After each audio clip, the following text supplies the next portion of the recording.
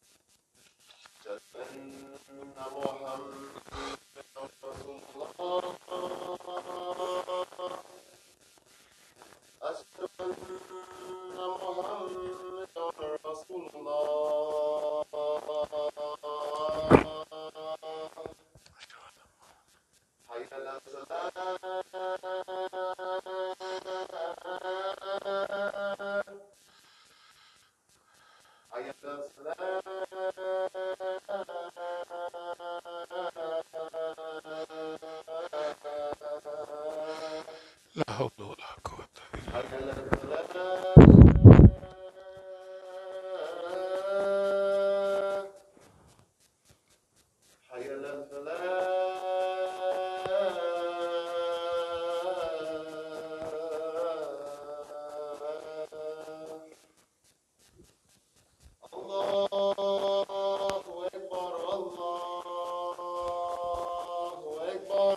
Allah Akbar.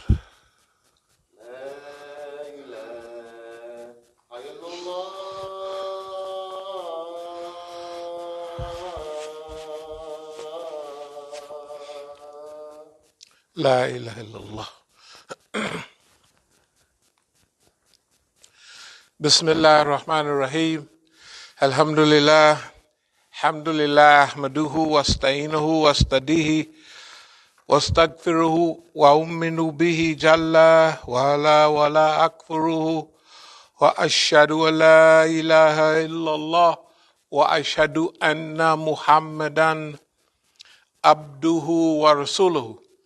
As-salahu bil huda wa din al-haq liyadhhiruhu ala ad-din kullihi walau karihal mushrikun. All praise belongs to Allah. We praise Him. We seek His help, His assistance, and His guidance. We believe in Him and do not disbelieve in Him. I bear witness that there is no God but Allah, and Muhammad sallallahu alaihi wasallam is His servant and messenger. Allah sent him, that is Muhammad, with Deen al-Haq, the religion, the way, the methodology of truth. And this way of life, known as Islam, will rise to its proper position in this world, whether the mushriks like it or not. Amma ba'd, fa inna astikal hadith kitabullah wa awtaka al-ura kalimatul taqwa wa khayrul milali milatu Ibrahim wa khayrul sunani sunatu Muhammad sallallahu alaihi wasallam wa ashraful hadith dhikrullah wa asanu al-kasasi hadha al-Quran wa khayrul umuri awazzimuha wa shayrul umuri muhtatatuha wa asanu al-hadyu hadyu al-anbiya wa ashraful maut katlu shuhada wa amma al-amma dalalatul ba'd al-huda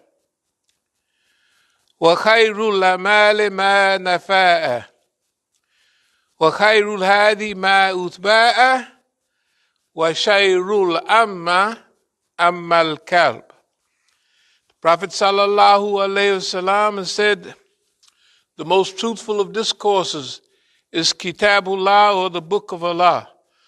The most trustworthy word is taqwa, or fear of Allah. The best of the community is the community of Ibrahim. The best way of life is the Sunnah, Prophet Muhammad sallallahu alayhi wasallam. The remembrance of Allah is the most glorious of all things. The best of all narrations is Quran.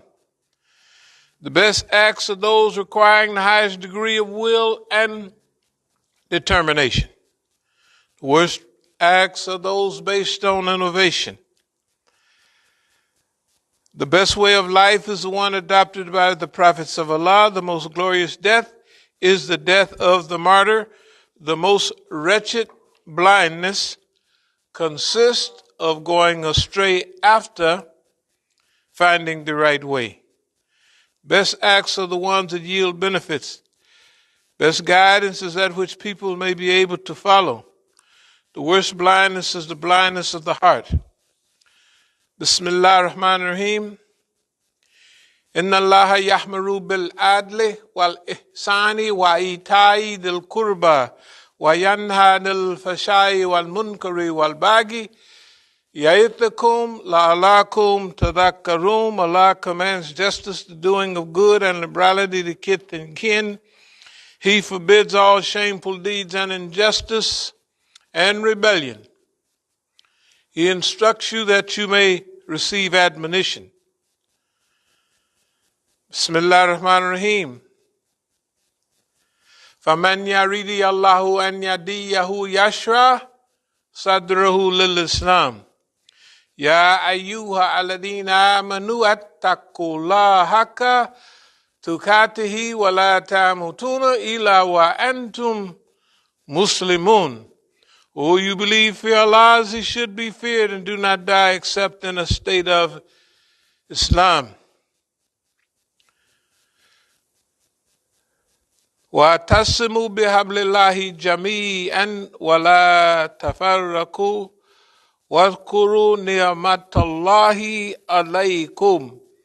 And hold fast altogether by the rope which Allah stretches out for you, and be not divided amongst yourselves. And remember with gratitude Allah's favor on you.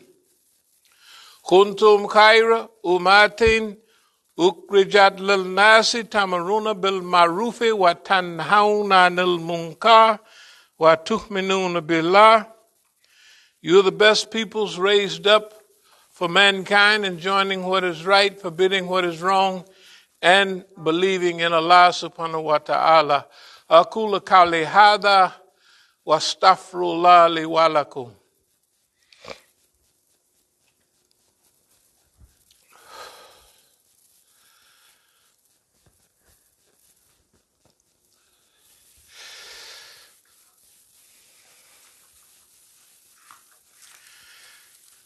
Bismillah ar-Rahman ar-Rahim. Alhamdulillahi Rabbil Alameen. Wassalatu wassalamu ala khairul mursaleen. Muhammadin an-Nabi al-Ummi wa ala alihi wa sahbihi ijma'in. Bismillah ar-Rahman ar-Rahim. Wa kad makru makrahum wa indallaha makrahum wa in kana makrahum litazula minhu al-jibalu. Most people might wonder why this is one of my favorite ayats, but it's very explanatory. Mighty indeed were the plots which they made, but their plots were well within the sight of Allah subhanahu wa ta'ala, even though they were as they might shake the hills. In the when you look in the dictionary, the Arabic dictionary, it shows that these plots were so devastating, so well put together, so well structured and highly financed, that the hills might disappear. In other words, it might be such a trembling, that the hills might disappear. Now here it says it might shake the hills, cause in other words, the strongest systems of power bases might begin to shake and tremble under the weight of the plans, schemes, and designs of the non-believers. That's how big they are. That's how well financed they are. On the other hand, the believers have a certain thing that goes along with them, and one is, I believe in Allah as Lord, my Rabbi, and I believe in Muhammad sallallahu alaihi wasallam as an-Nabiyin, as the messenger, and I accept Islam Adina. That means Islam is a way of life. And so this may sound like not a whole lot, but it gets to be a big deal. There's another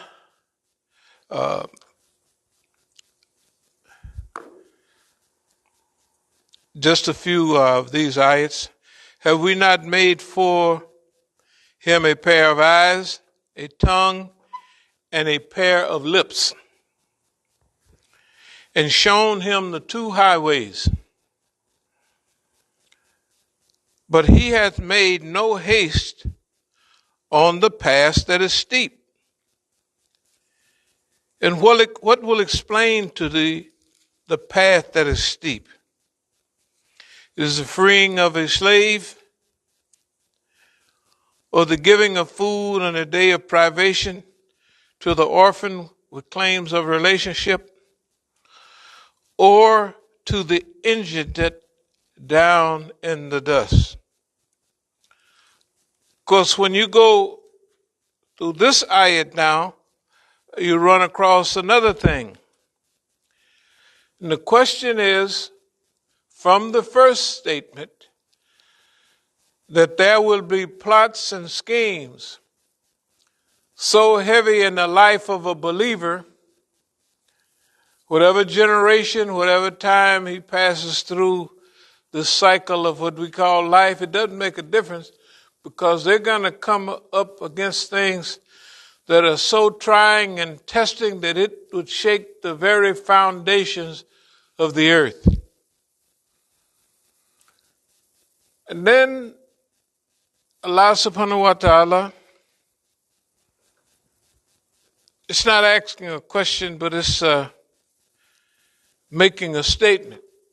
I gave you two eyes, two lips, and I gave you basically a brain to come up with some conclusions, right? So now you can think about what goes on, and then you got two lips, you can think about them. And after all that, I have shown you two highways, two roads. In the song in the West, they have two highways, the high road and the low road. And I'll be in Scotland before you. You take the high road, I take the low road, I'll be there before you. The Quran refers to the two highways,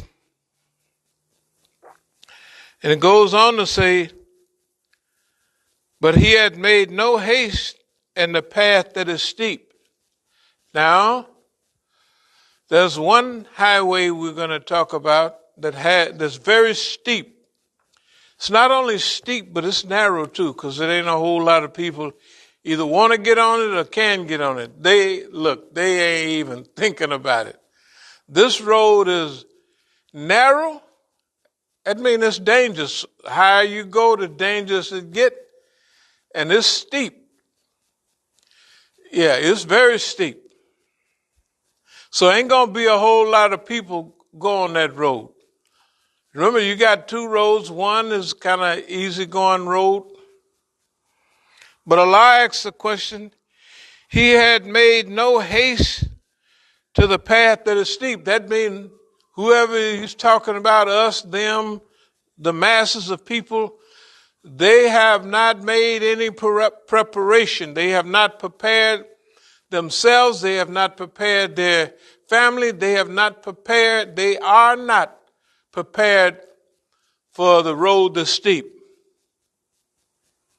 And as you go higher up on the road, if you keep going real high, you start running out of breath. The higher you go, the air gets thinner. And the higher you go in any group, movement, or organization, the higher you go up the chain of command of the hierarchy, is less people up there. The air is thinner, the functionaries is thinner also. And he had made no haste. He ain't in no hurry now. When I say he, is talking about all of us. Generally, we not going to make any preparation for the road that is steep, narrow, and not a whole lot of chances of making it to the top. If you look in the Masjid, you look in the Islamic centers, and if you look in the Muslim institutions around the world today, you will find the brothers just went out to do some fundraising. And of course, we don't bet, but you can bet that ain't nobody going to be talking a whole lot about, okay, now we're going to jump on the straight and narrow and the steep road. But what will explain to thee the road that is steep? It's freeing someone from bondage. That means there's an oppressor in the world that's enslaving people, that is harming people. And that steep road means challenging that entity, that government, that group of people, that king, that pharaonic personality, right? That's what it means. And then giving of food on a day of privation to the orphans with claim of relationship, and this is it here, or to the indigent down in the dust, face down in the dust. Don't nobody want to have nothing to do with them. Most of us will walk by that type of a person or that group of people. They may be the homeless in each society, the unhoused, as they're calling now. Boy, these people really come up with stuff. And those are the people that we're going to flock to. I mean, we are. They're not. Why we flock to them? Because those are the people outlined in the historical process. That is the uphill road. Very few people are going to make preparations for that uphill road. It's too narrow on that road and it's too steep. And there's all kind of debris and stuff coming down from the upper parts to hinder you and to dissuade you from that road and from that process. Well, today I want to talk a little bit about something that we was prepared to go out with the brothers, but after listening to the news over and over again, I thought for my historical background that I might take leave to mention a few of the things that are happening in the news today. And as we go along on this journey, I want you to remember the accuracy. This is not bragging, but I'm saying I want everybody to remember the accuracy of past prognostications or predictions, discussions. Over 10 years ago, when they had the uprising in the Middle East, they said the Arab Spring is here. I said, there will be no Arab Spring. I don't know if anybody remember that, but we was clear on that. Ain't going to be it. That's a bunch of jive. That they didn't hook that up. That's a plan. That's a scheme. Don't you worry about it. And everybody, I had friends call me on the phone from Tahrir Square in Egypt. Well, they wasn't friends. They were government agents, but they knew what my position was, and they wanted to convince me that there was revolution going on. And I said, no, I don't want to argue with you. But I didn't tell them that I know who you are that's calling me, and I can hear where you're calling from. And it ain't going to be no Arab Spring. Of course it wasn't. But now we have things that are a little more complicated. So just allow me, I'll be as brief as possible. In history, they have certain things that happen, certain alliances, certain allegiances, and those allegiances will drive people into great wars. The last two of the biggest wars,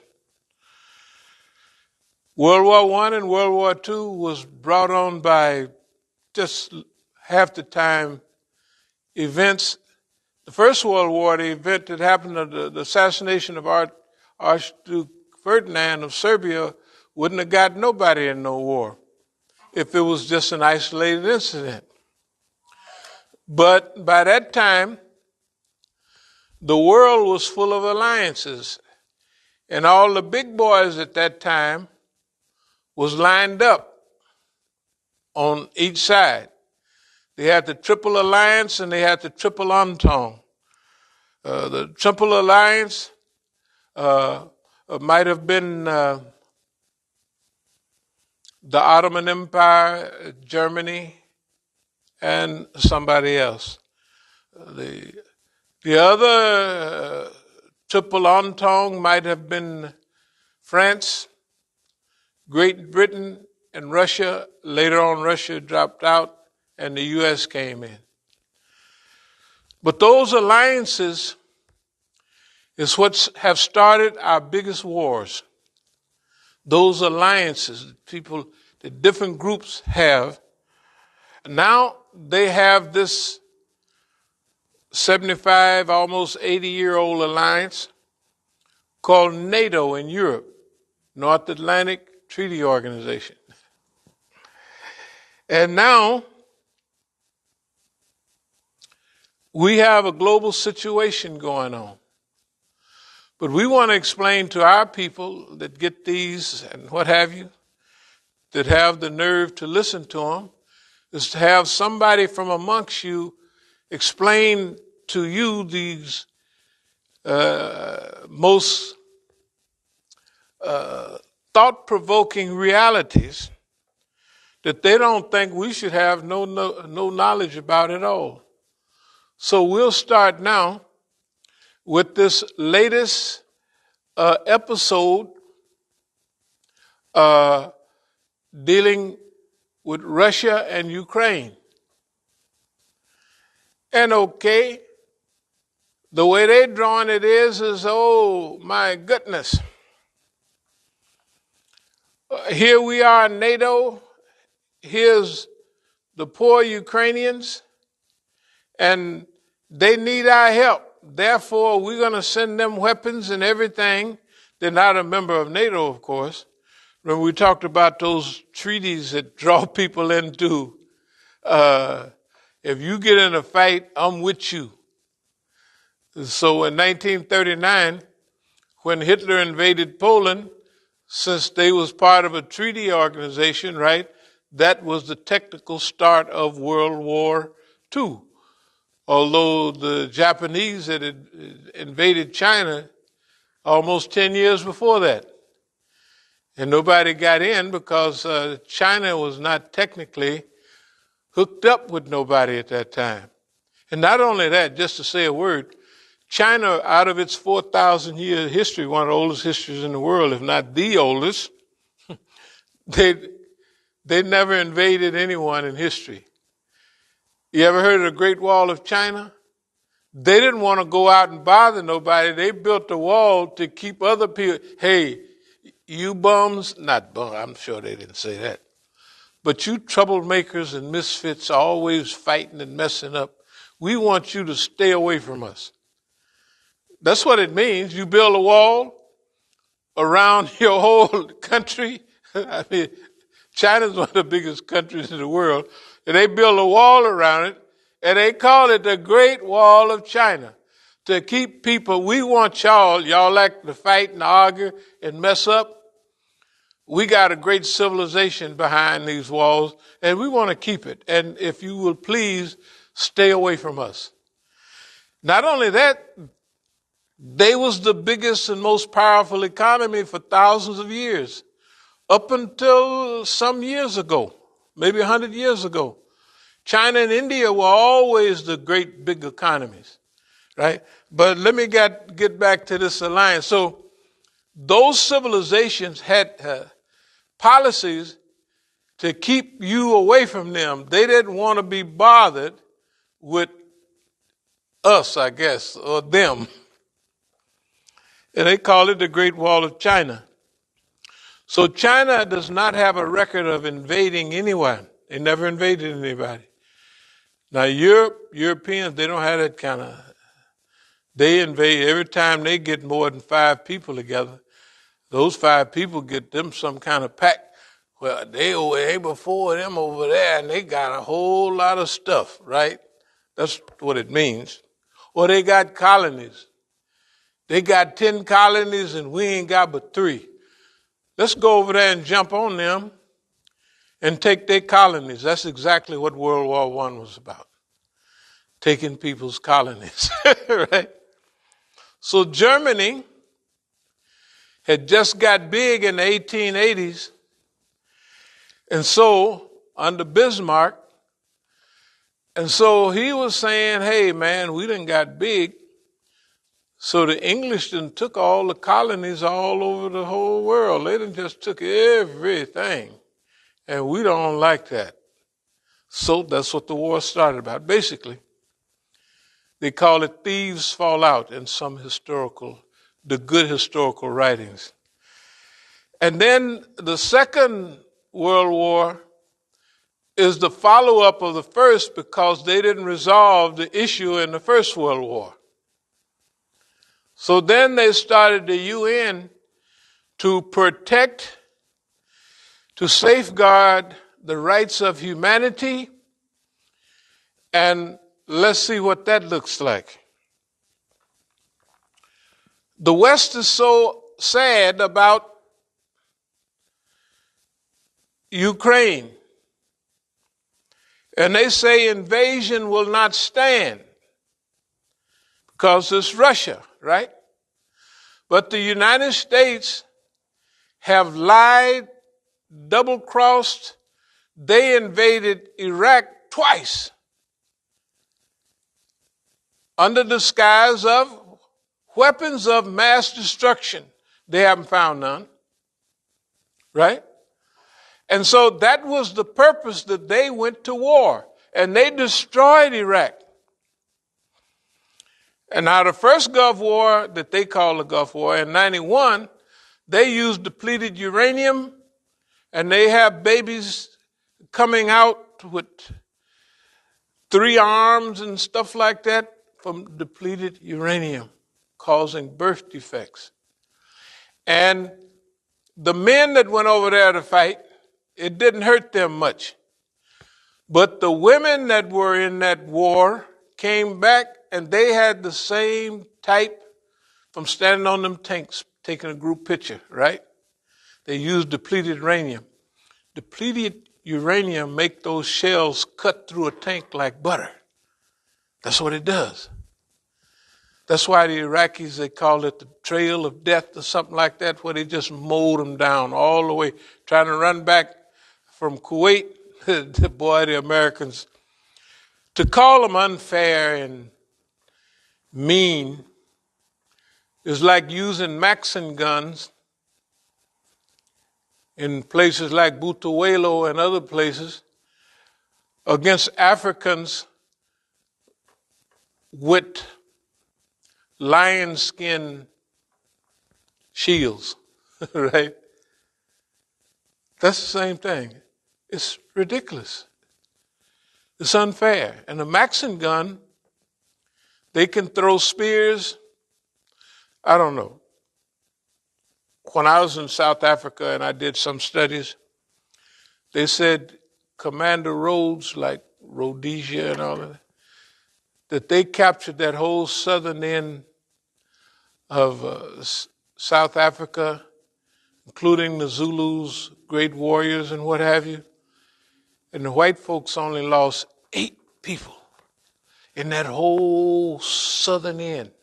Boy, why? They had rifles. The rifles could shoot miles, and the Zulus could throw a spear 20 yards if we had a good day, right?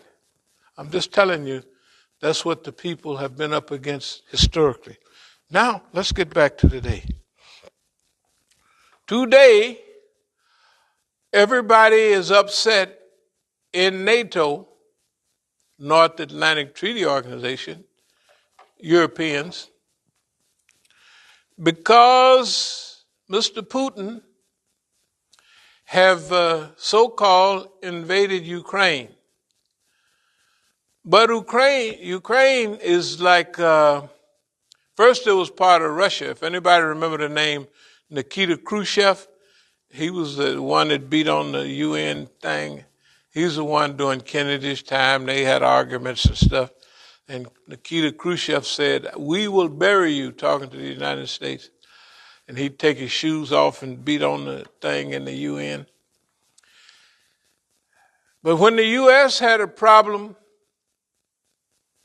in Cuba about Soviet missiles in Cuba, right? They had the Cuban blockade. They blocked off everything, and they made the Russians, right, take their missiles out of Cuba. Why?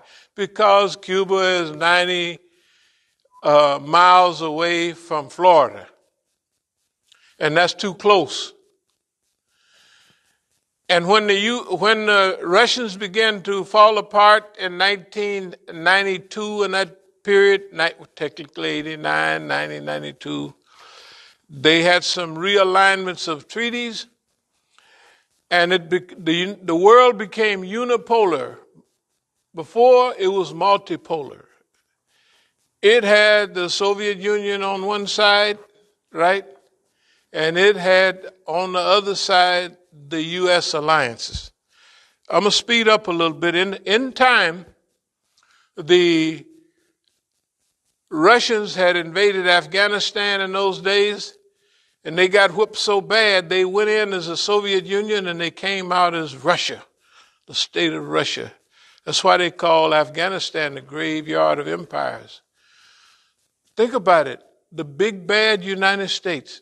Now, I don't know if y'all read in our writings, but we say the first shooting dropped with the Soviet Union, and the next one going to drop in a hot minute. What does that mean? That means the Soviet Union had discombobulated and disintegrated, and America is next.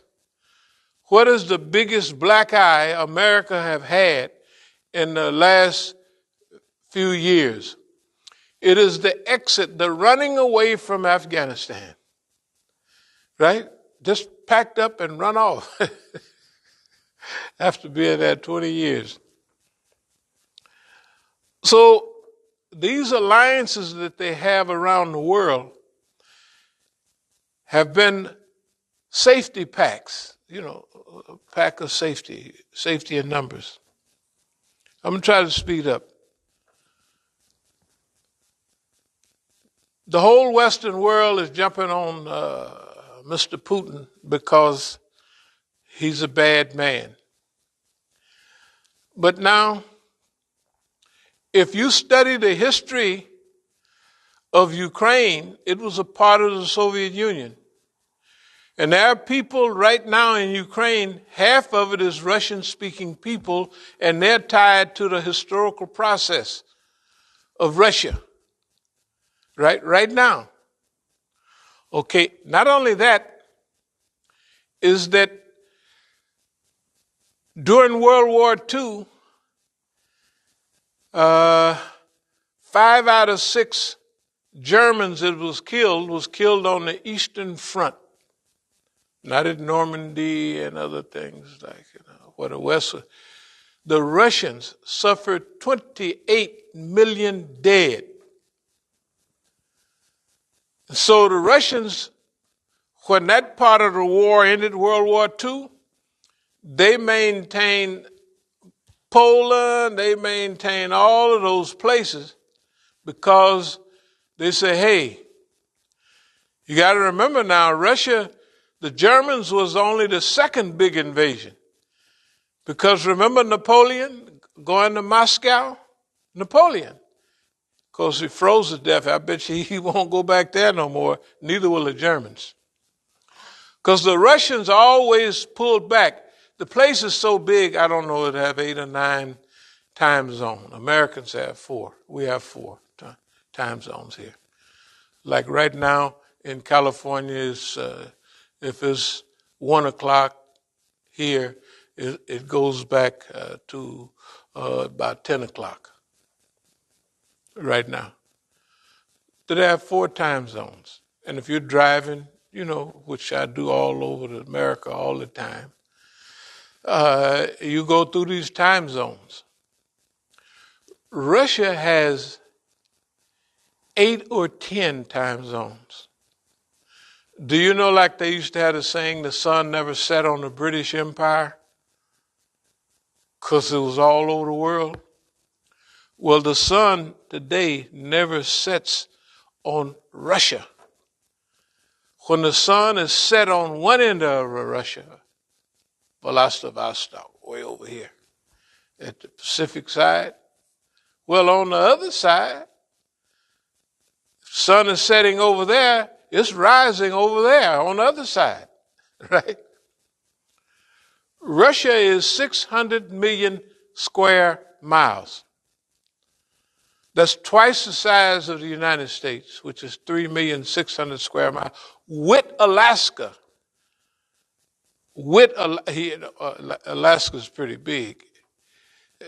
You can only put 3 or 4 Alaskas on the whole continental shelf of the United States, if you could put it over here. Anyway, therefore, the Russians fought the Germans. The Nazis killed 28 million of them. So there's a Nazi party getting big in Ukraine right now. So Russia is, I'm going to speed up. So Russia is saying, hey, man, we can't have that. So he goes on over there, and the whole world now is jumping up. No, not the whole world. This part of the world is jumping up and down. But what is this big scheme that's going on? There's a design policy that's going on in the world today right in front of our face. What does this design policy look like? The United States have lost its productive edge. The United States is, the people, especially the young people in the United States, are basically sad right now. They're sad. They're brokenhearted. When they start off, if they go to college, most of them are going to start off with a college debt. They're going to start off their life in debt. Can you imagine? It's not like before. They're going to start off their life in debt. Plus, the environment in America is decaying so fast.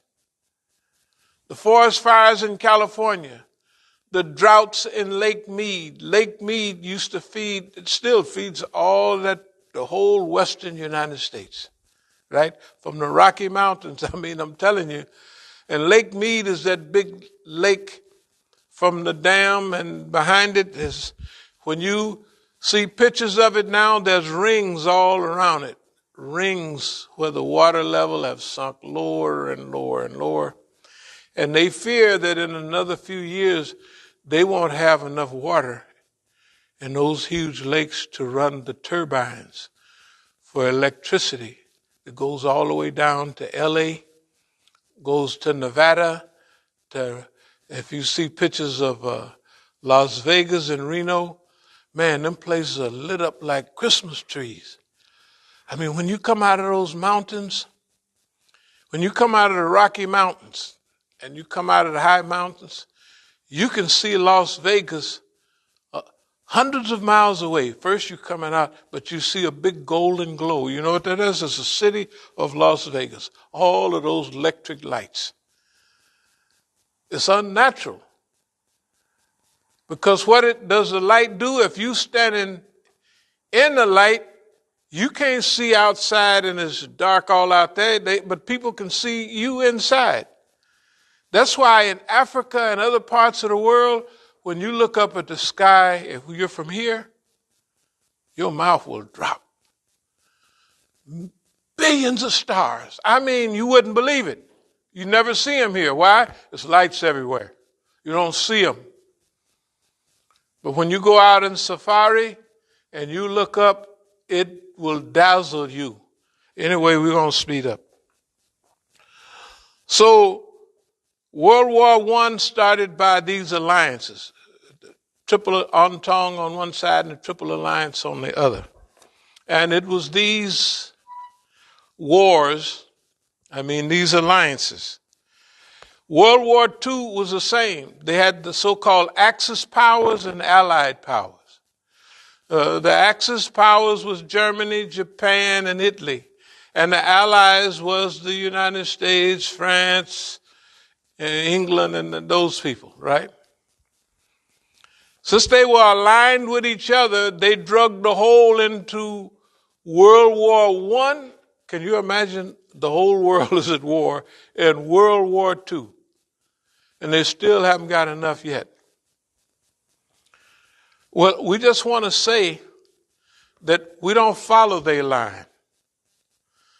They say it's all right for the United States to do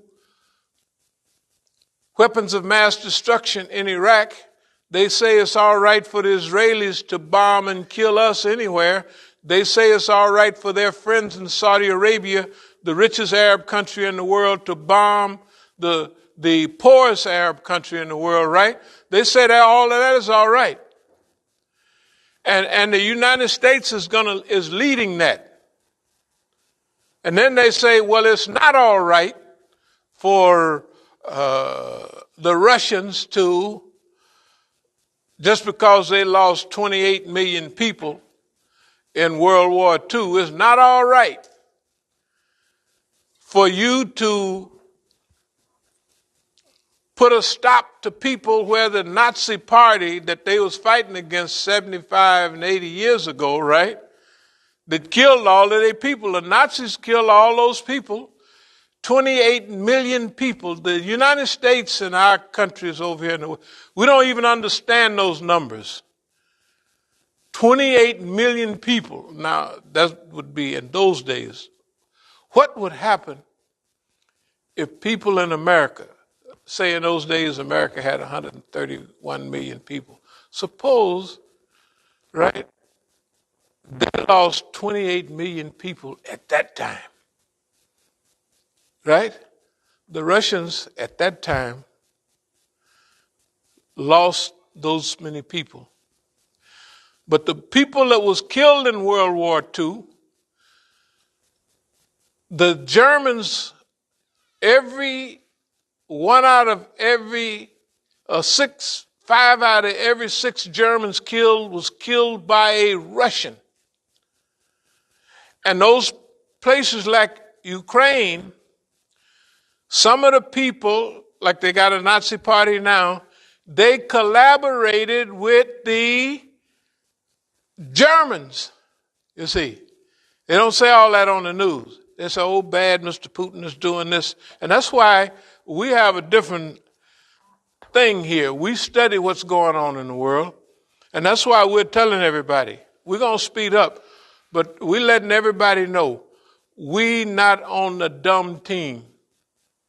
The dumb team is people that listen to the media and listen to what they're selling and think that they're selling the truth. They're not. All right. World War I, World War II. Manipulate the information cycle. Right now, there's a new global war or being arranged.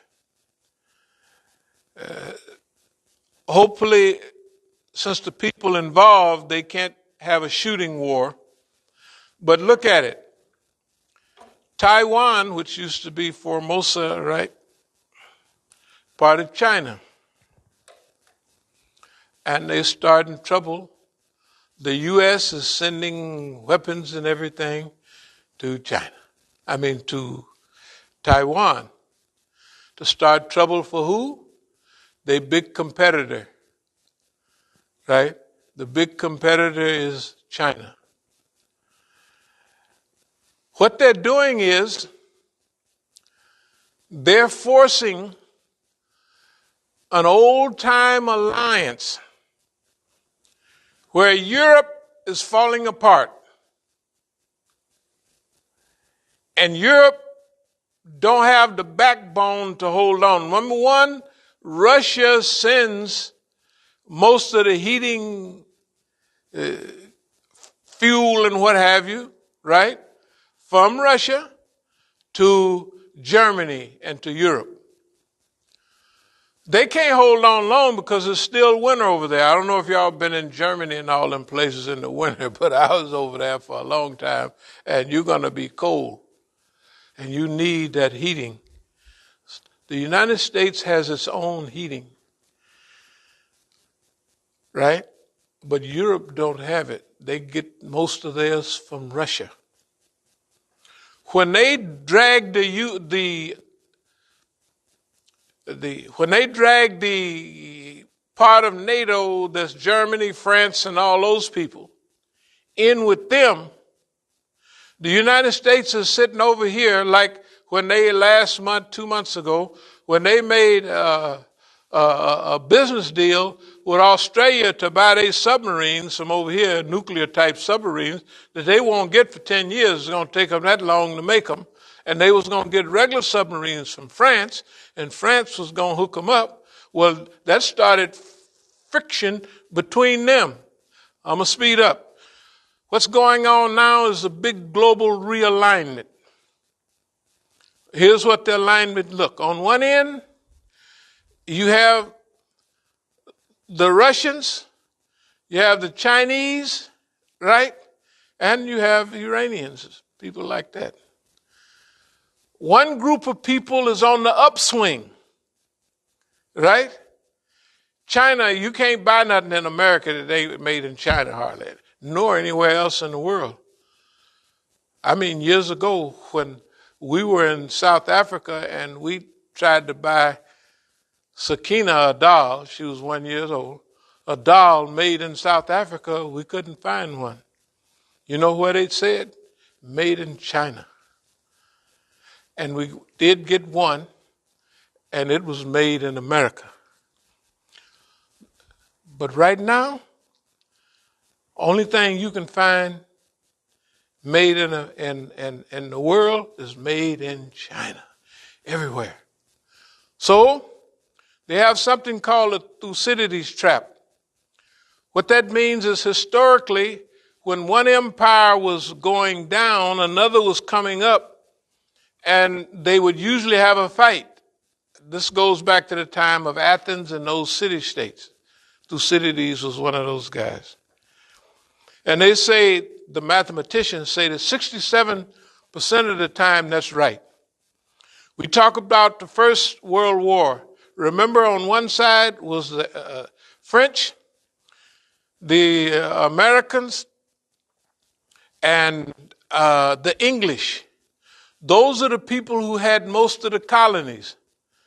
The Germans had got big, and they tough by now. They're saying, hey, man, y'all done already took all the stuff in the world. Y'all got to give us some of that.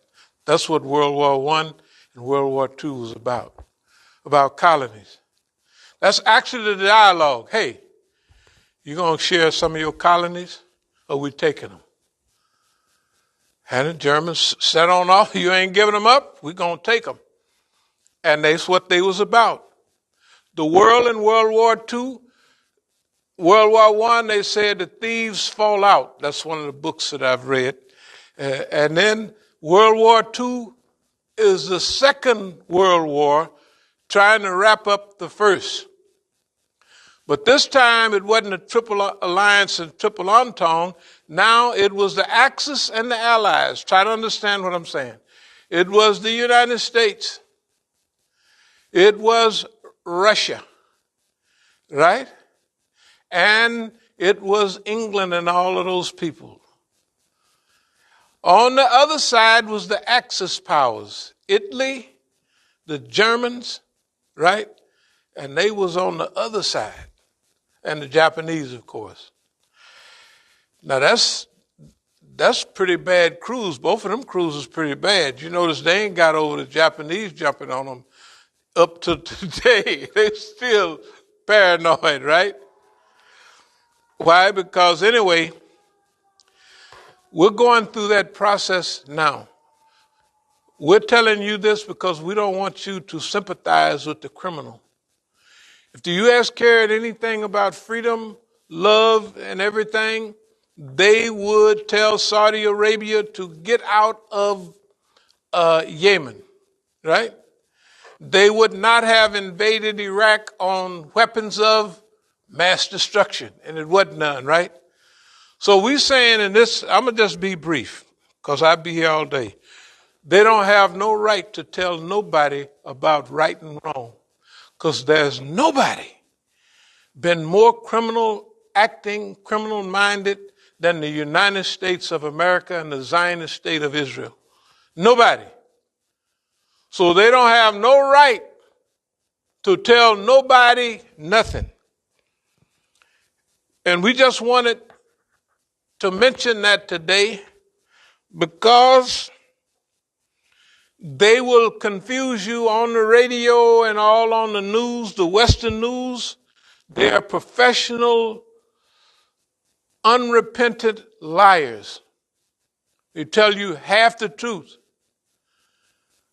They won't tell you that the reason that that Russia have to go into Ukraine is because, number one, the Nazi party is getting big there. And it wasn't but 2 or 3 Americans killed by Germans, but it was 28 million Russians killed by them. You see what I'm trying to say? So when you gonna come up right next door and say we're gonna give aid and comfort to the Nazi party, and they're gonna be running around with Nazi flags and everything right next door to you, and the U.S. want you to fight them so they could put missiles right next door to you. You see what I mean? Well, if the U.S. don't like nobody putting missiles next to them, why would they invade, have it out with Russia? Y'all ever heard of the Cuban Missile Crisis? Huh? They say, you got to get that stuff out of here. And they had a line drawn out there. They said, we're going to go into war. That's in the 60s, Kennedy. But that was a secret agreement. It said, okay, we'll hold these ships up, but you got to get those missiles out of Turkey. Turkey is close to who? Russia. They said, we won't talk about it in the news or nothing, but you got to get. So the Bobby Kennedy, which is John Kennedy's brother, they said, we'll do it. We won't talk about it because we don't want nobody to think that we're scared. So they said, we'll pull them out of Turkey, right? So what I'm trying to say is we don't let those criminals get us on their side. Why?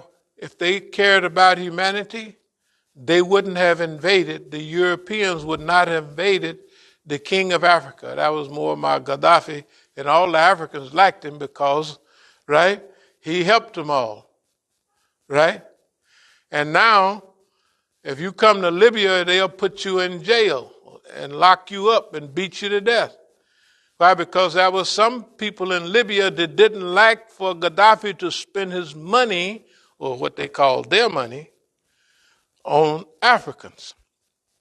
They call him the king of Africa because he supported all of those countries close to him, right? And he stuck with them and he hooked them up. All right. That was Gaddafi. And they took $34 million in gold from him also. So they want you to stay broke and they want you to stay poor. And I don't want to just change the subject, but where in the world have all the people been coming from when they leave, go from Afghanistan, when they leave from the Middle East, they go to Libya, right? Get on those old rickety boats and they drown in the Mediterranean. Isn't that right? They so packed tight they can't stand up. Or they just stand there. Just imagine you got to go across the whole Mediterranean Sea standing up with thousands of people in a little old leaky boat. That's why thousands of people wash up on the shore today. I'm saying this so I want everybody here to understand how this world is working and the part that we play in it. The United States and the West don't care nothing about you. And they allow our people, according to what team you on. The Saudi team is killing more people in Yemen than any part of that region. So it's the richest Arab country in the world slaughtering the Yemenis. Right? The U.S. invaded, along with its other partners, allowed the invasion of Syria. And they allowed the Golan Heights and other parts of Syria to be in the hands of Israelis right now. And there are things going on in that area right today. I mean today. And if you're the Zionist entity, you can kill all the Palestinians you want. And it ain't no problem. You can kill all the Palestinians you want. Well, it's no problem because you're a friend of America, right? And America can invade anybody they want. Weapons of mass destruction. They can invade Afghanistan off of any little, well, we thought there was something going on there, and they can invade them. Don't nothing happen. 28 million Russians killed, right? The Ukrainians, some of them, jumped up friends with the Nazi party is growing big there again. And Putin say, I'm going over there and stop all that mess. And he don't want none of the Americans over there close to him. Because all that area, the history, everybody knows what it is. The Russians, when they won that part of the area in World War II, the Germans, who was way over here, high mechanized, they had a policy called Lebensraum, living space. Where would their living space come from? Russia. They would send all their people over to Russia, all the big planes. Remember how big Russia is. You don't know. That's 6 million square miles. The sun never sets on the Russian state right now. On one end, when it's daylight, it's night on the other. When it gets night on the other, it's daylight on the other. I'm just telling you, that's Russia today. 6 million square miles. The United States is only, with Alaska, 3 million. China is only, biggest China is, 3,200,000 square miles. Brazil, 3,200,000 square miles. Those are small compared to Russia. And the minerals. Can you imagine the amount of trees and water and everything they got, and tin and gold, everything they got in Russia? And the number one oil producer in the world is Russia, not Saudi Arabia. Russia, Russia, Russia. So, I'm going to kind of close in a minute. But the new alliances go like this. On one side, you have China. China is taking over big. China is getting big. China is big. Thucydides, the guy back in ancient Greece, said that one time, anytime you have a power that's coming up, when it gets up so big, it's going to fight the power that's in charge. And they did some mathematical, they said this is probable 67% of the time. That's why Germany, when the British got all over the world and the French and the Spanish and took everything, before the Germans, Bismarck and them got big. When the Germans got big, 1885, what they do? They look at the world and say, hey, we want our piece of this world. The people that already got it, France and the islands, France and Africa, Francophone countries, the Belgian Congo. You know, Leopold owned the whole Congo. I don't know if you can understand how big the Congo is, how rich it is. One person, King of Belgium, owned the whole, they used to call it the Belgium, look on all the maps, the Belgium Congo. King Leopold owned it. And they had Union Manier. They had all this. Now, I learned this stuff from living in Africa for a while. So I'm just telling you what we learned. They had Francophone countries in Africa. What do they speak? French. Then and now. They had Anglophone countries. The other colonies were Anglophone. They spoke English. Right? And then anybody in these Dutch and all those places, the Germans and the Japanese came along during the Second World War. They said, hey, y'all got all this stuff, we taking that. And that's what those wars are about. Not about us, but about taking our property and putting us in a corner, checking our name off, or our tribe, or our group in their side. That's what's going on today. And we just want to say, don't y'all get hooked up. And that's them people right here. They lie so much, it's just not worth even chasing it down. They lie so bad. And I'll move toward a close. The Russians are saying this. Look, in World War II, 75, 80 years ago, most of the Germans, if it was 6 Germans killed, 5 of them was killed by Russians. 28 million Russians dead in World War II. That's a long time ago. And so the Russians are saying, you people in Ukraine talking that old Nazi talk, and y'all and cut our throats, and the people were so froze to death, they just be, you see all the skeletons, they just hands sticking up in the air, they froze to death, right?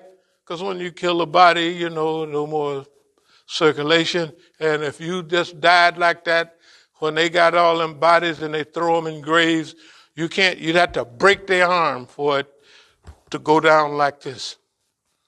Russians saying, we ain't going for that. The other thing, new alliances. 20 years ago, the big bad Russians, the big bad Russian bear, was an enemy to us because Afghanistan. Back in those days. Right? Today, there's a new alliance. There's who rescued Syria? The Russians. All the missiles, boop, boop, boop, boop, boop, rescued Syria. Right? Even now, these people are so dirty that the Americans have stolen the Syrian oil fields, and they pump the oil out and give it to their friends, the Kurds, right? I mean, we like the Kurds, except they got to take that Zionist flag out of their stuff. But I'm telling you, don't pay no attention to the U.S. news, because the U.S. news are professional, unrepentant liars. And they don't give you no background from history. What we try to do here today is give you history. And another thing, why do you think there's a handful of people here? It's because we've been doing this for over 40 years, and we're not going to change. We're not going to change this story, because every story we told, guess what? In all those years, what happened? It comes out to be true. And you think they like for a nigger to be able to out-predict and forecast their great schools of thought and their great institutions of whatever they call them, think tanks and all that? we slap the urine out of them every time, on every case. Historically, we've done it here. That's some people here remember everything we said all that time. That's why we're saying this about this. They're not going to trick us to, the bad Russians. Well, right now, it's the nice old Russians, the nice Chinese. You hear how you talk about how they treat the Muslims in China? Right? How bad they treat them? Well, why ain't none of the Muslims saying nothing about it? Because it ain't true. Why is some of the best friends of China is the other Muslim, and China is all throughout the Middle East and everywhere. Why? Because everybody knows the West is lying. They are lying about genocide and all that. Well, guess what? The Chinese are still under these laws. You can't have but one baby. Now that they might be spreading out. But those Muslim areas, they can have many children as they want. Why? It's a law. It's a minority. They're a minority, and they can do what they want. And if you talk to the Imams, they said, man, they said, what? They said, man, we got Quranic classes, Islamic, the Masjid are full in China, in that part. Right? I'm saying to us, don't let them lying, low-down American Zionist-controlled bums draw us into their alliance. Remember, alliance is deadly. Those alliances, now I'll close, World War I, triple alliance, triple entente. So you had the British, the French, then the Americans. Russia fell out of World War I in 1917. Then you had the other side. On the other side, we happened to choose the losing side. The Ottoman Empire, Turkey, was on the side of the Germans. And that was the way that went. And when we lost that war, when I say we, that means the Ottoman Empire wasn't that nice even at that stage of the game. It wasn't that they was nice, they just happened to be the caliphate at the time. I'm saying that that's where Jerusalem went up the window. That's why Iraq and places like that was being ruled in Saudi Arabia by the Ottoman Empire went over to the British. And I'll tell you what General Allenby said when he came back. And y'all probably heard of Salahuddin Ayyub. He was a great warrior, king, leader, back in the 12th century. They went to his tomb. When he took over Jerusalem, right? When he took over Jerusalem, he sent the white folks away with presents and everything. When the white folks took over Jerusalem, they said the streets was running red with blood. That's what history tells us. So it was up to just blood everywhere. So Salahuddin Ayyub, you know what General Allenby did when in 1918, when they had won back that area? Had been gone for 800 years. He walked up to Salahuddin's mausoleum and kicked his grave and said, Salahuddin, this is how white folks are. After 800 years, they haven't forgot. He said, Salahuddin, we're back. They've been gone for 800 years. So I'm just telling you about the people we already know about them. We've been here with them, so we know who these guys are. Let's do not, to go in detail with all of this, I would be here for another hour, which I'm not going to do. I'm not going to punish believers just because I feel like talking and explaining. So I'll just say in a few minutes, look, those people are lying so bad on the news it'll turn your stomach. They lie so bad. They exclude. They keep things out. Right? It's unbelievable. In today's world, there's a new alliance. Let me describe who the good guys are. It's not the Taiwanese. The Taiwanese are with the Americans, right? Taiwan belongs to China. What do the news say? We're going to help Taiwan. We're going to do this. But the treaties say they can't do that, right? The treaties say, right, when Russia fell apart, that you can't come up too close to us. Just like Kennedy told them you can't have missiles in Cuba. That's all the Russians are telling them. Hey, what's the name is next door to us? NATO, you can't put no missiles at it. It don't take but 2 minutes for them to hit Russian territory. We're not putting up with it. And that's why Putin is doing what he's doing. And they're calling him gangster names and everything. But I just tell you, new allies. I'm not saying these are our friends or nothing.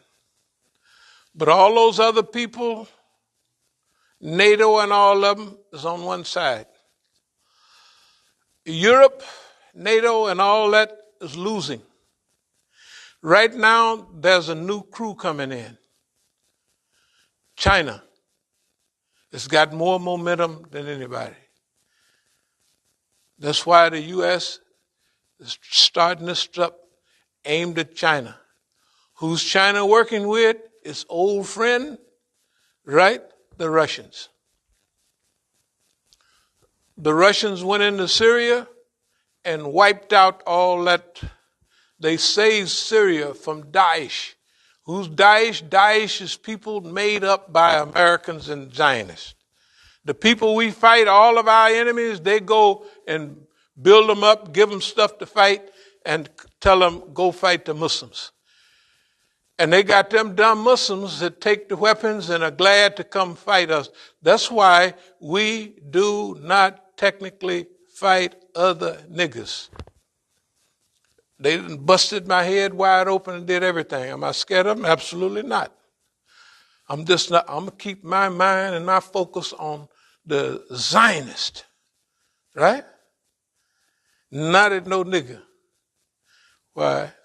Because you're wasting your energy fighting it. You got 50,000 niggas sitting on a stool in a cage somewhere, in a penitentiary, at the rec yard, wherever. And all he got to do is throw them a bone and they'll come running out. And so, who you want us to bite, boss? They say, that nigga over there. Go on. And then you'll be in a fight. We don't do that. We're not afraid of the Negroes. But we're not going to fight them. That's why we stay focused on boss man. We don't want no medal for it, but that's what we should get. We should get a medal. You know, maybe some funny hat or something, whatever they put on people. For staying focused on who the enemy is. Right now. Just so when you hear names like Russia, call them right now, just temporarily, friend. Not 20 years ago, when they was killing people, killing Afghanis, right? But they got run out of Afghanistan. I'm not saying they repented, but they done changed sides. So the Americans was killing us over there. And the Russians came and shot all them missiles and got rid of the bombs, right? So today, before, 20 years ago, they was the bad guys. Today, they're neutral. We can't say they're good guys, but remember what Islam say. If nobody attacks you or join a team that attacks you, right, then you can have relations with them. So before, the Russians were killing Afghanis. They were the enemy. Today, they've changed. Not their heart. They didn't change this. Not saying you can't trust them, because so is the Chinese, right? The Chinamans. Mark them off friend. Why? Because all of our people that are at war, you'll find them on the same time. It's called strategic alliance. So people that used to be arguing with each other, so you got Iraq, right? Friend. That don't mean they perfect. You got Iran. Don't mean they perfect. You got other parts of the Middle East, Yemen, the richest Arab country in the world, slaughtering the poorest Arab country in the world. That's what's happening, right? Okay. Why is there so few people here? Because this is what we're talking about. You go over there, you can't get in the Masjid. They have some places have 4 Jum'ah prayers. I know 3 myself, right? And they're all full. Why? Because they're not talking about this. They ain't even thinking about it. I'm not calling them scared, but we know the Zionists, our war is with the Zionists first, that means Mossad first, and the Americans second. The Americans are second place now. For us, the Zionists are number 1. Why? I tell you, I'm going to quit in a minute, but I done got started. Look here. The Zionists, their policies. Remember George Floyd? Right? He's on the ground being brutalized for over 8 minutes. What is that? Zionist policy. It's not the old American policy. If you happen to run out of the street and everybody's looking, the old cracker police wouldn't shoot you because everybody's looking, right? But if you're in the backyard jumping over a fence, the police would blast your behind.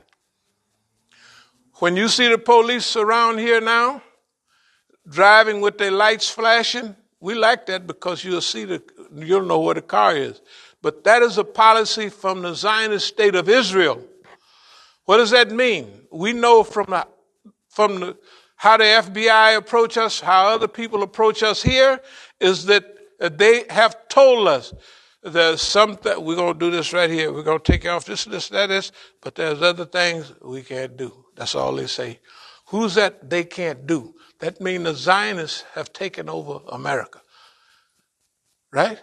And the policies, the head busting, the way they're killing us, black people, is by Zionist policy. And when Zionists, they kick America, the policies they use on us are Zionist policies. When they try to take property or neutralize property, it's Zionist property. Just like in occupied Palestine, if they have a deed from Ottoman times, right, which is a good deed, they kick them out, right? We have a deed from 1981 for all our property. Well, don't worry, we'll get it back. In fact, we're going to sue them for $300 million, and we'll get a nice batch. That's what we're going to do. It don't make no difference.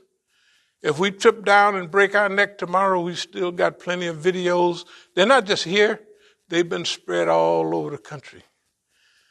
Yeah, we've already done that. We prepared before, right? That makes them mad a little bit because they don't think niggas can think.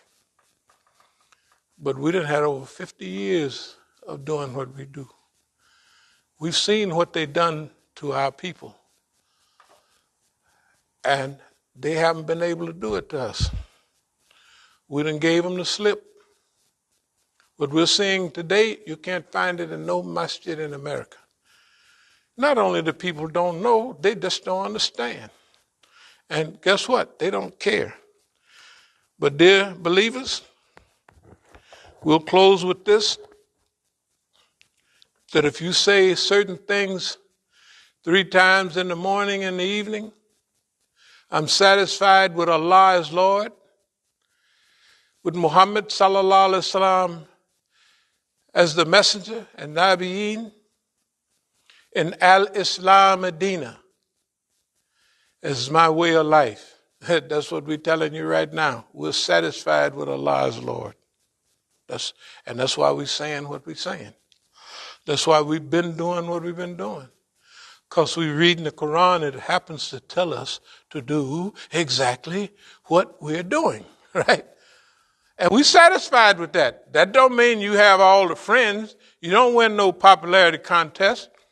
You don't find nobody in history, the Anbiya, hardly none of them win any popularity contests. And the ones that had a big crew was fortunate, right? So here come Moses, look at all the people he got. Prophet Muhammad sallallahu alaihi wasallam, the whole horizon is closed. But they had some prophets and messengers teaching the same thing, and they had 2 or 3 people, right? They didn't have nobody sometime. They might have been by themselves. And that's the road we choose. We don't care what. We're not trying to be with them. Dear believers, and this is Black History Month. Just give me one more second. I ain't going to be here too long. I don't want to. Anyway, we happen to have a certain position right now, and we know it. The revival of Islam in America is the Negro's job. And everybody is saying that. That means all the Arab groups, the Indo-Pakistani groups, they saying we are afraid of Boss Man. And we're grateful to Boss Man.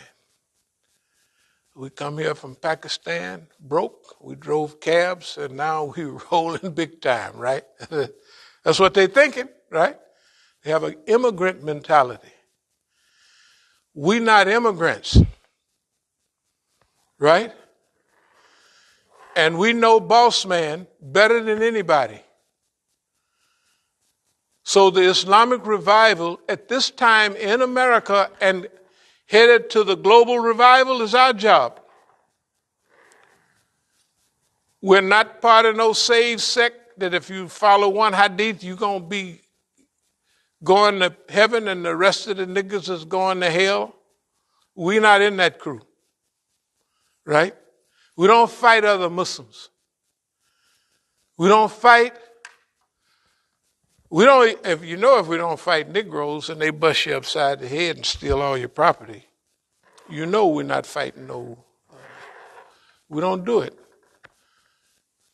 We doing just what we do now. We stick on that Zionist American and whoop his behind. We're psychologically whipping his behind because guess what?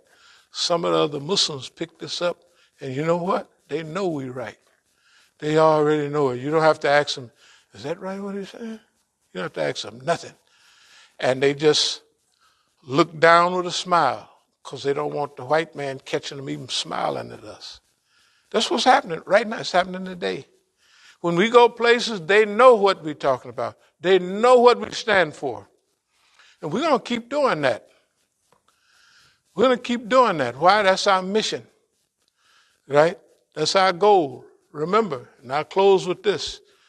Islam, Allah is Lord. Islam, Medina, and Muhammadin, sallallahu alaihi wasallam, as an-Nabiyyin. We're satisfied with that. All that other stuff, we don't care, technically. We're satisfied with that. That means, if you're satisfied with it, that means you're happy about that. Can you imagine that whatever you read in the Quran, you're happy you read it? How many other people, say, oh my goodness, it's talking about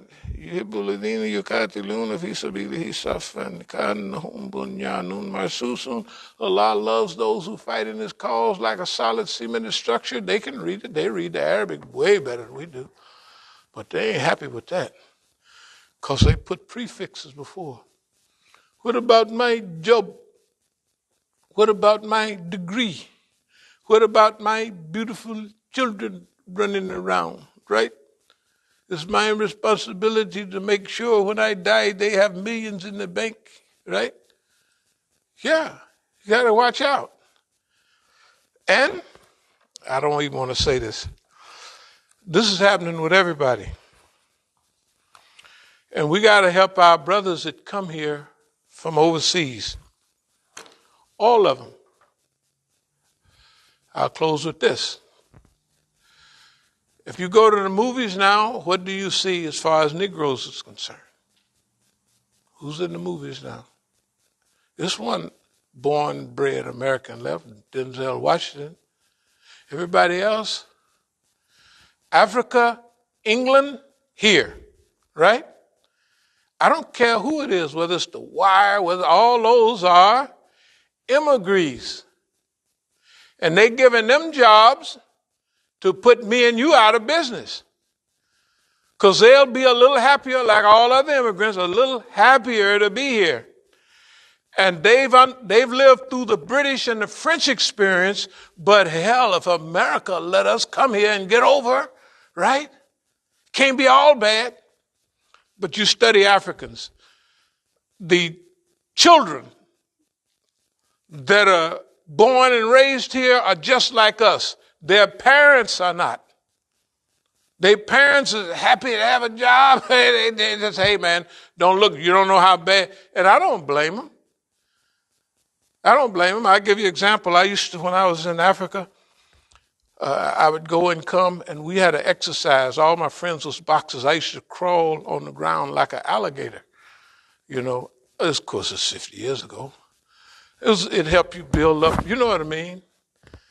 And all the boxers had some exercise like that. If I did it in South America, everybody, when I was down, everybody would look. When I would do it in Africa, they didn't pay attention. You know why? Because it was polio in those days. I'm talking about 50 years ago. Polio everywhere. 15% of the people had something like polio, where they had to crawl on the ground. They had to get around like that. That was not now. I'm talking about when I was there, when I lived there. I go back every now and then. I'm just telling you.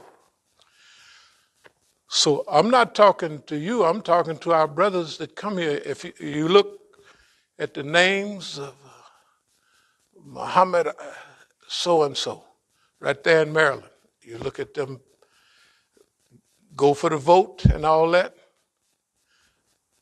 They're running for everything. And I don't call them they, but they're sold on being here in America. They're happy about that. Don't worry about it. Their children. And what's boss man going to do? He going to hand everything to them. But their children go to school with Negroes, right? And their attitude is the same as mine and yours. You know why? When they walk out of the house, the police is bothering them and doing everything, right? So they don't ask them, are you an immigrant? Right? And they don't even talk. They talk like us because they live in black neighborhoods, and so they're technically black. But the parents, they're happy to be here. You'd be happy too. If the dictators in Africa, they steal everything. They don't leave a nigger nothing.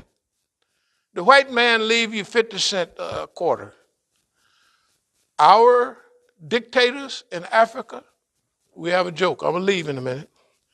If they drive in one of them big Benzes, I don't even know if they make them. They used to call them a Grand 600. That's the one with 2 sunroofs and 2 back seats facing each other. Mercedes-Benz. That's what they used to drive. Jomo Kenyatta used to drive them, all of them. If they saw a little baby ready to eat something in their hand, they would stop and snatch it.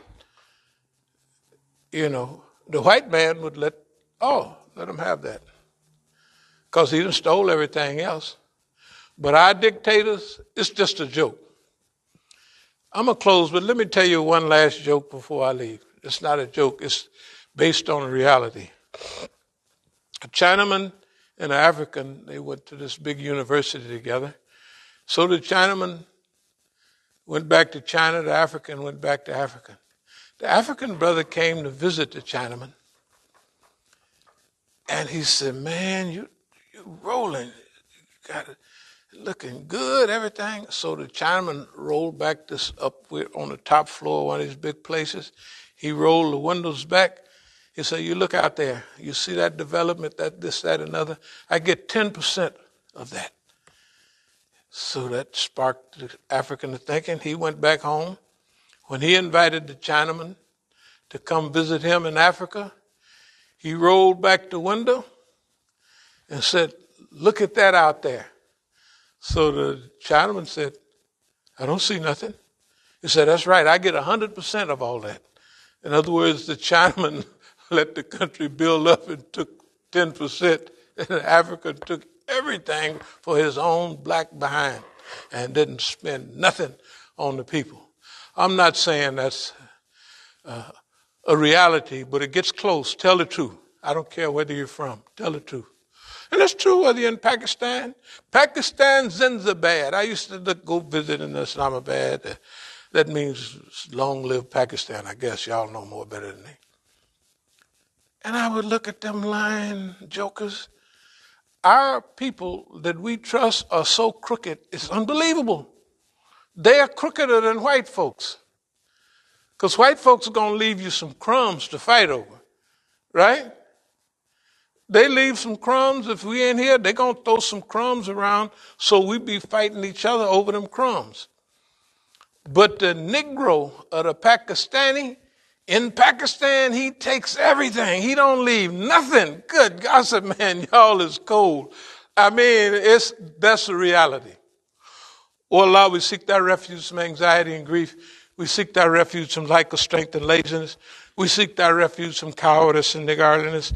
We seek thy refuge from being overpowered by debt and the oppression of men. O Allah, suffice us with what is lawful. Keep from us what is prohibited. With thy grace, make us free from want of what is besides thee. Ameen. Your comment is